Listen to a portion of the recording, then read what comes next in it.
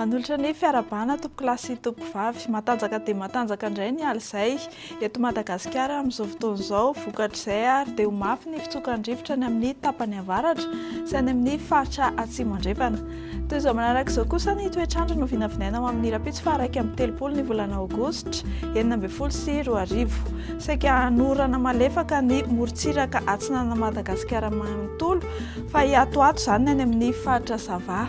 Anerika manify kosa ny ilany atsinanan'ny avoatany ary fandiminy Rahona sy Masoandro ny amin'ny faritra sisa.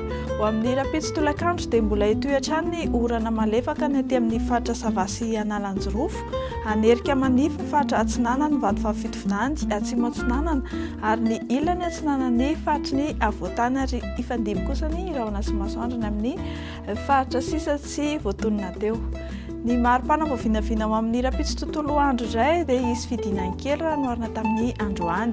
3 degré celsius ny ambany indrindra ny Ambatolampy, 4 degré kosa ny Vakinankaratra ny amin'ny morontsiraka atsinanana sy andrefana, mandina ny 14 amin'ny 20 degré celsius.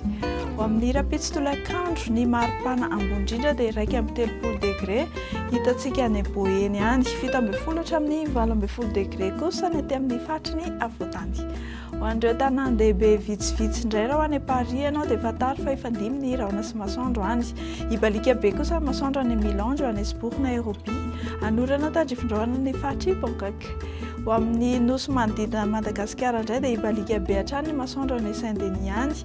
Anorana tandrifin-drahona ny Port-Louis fa ifandimy Rahona sy Masoandro faritry Seychelles sy Comores.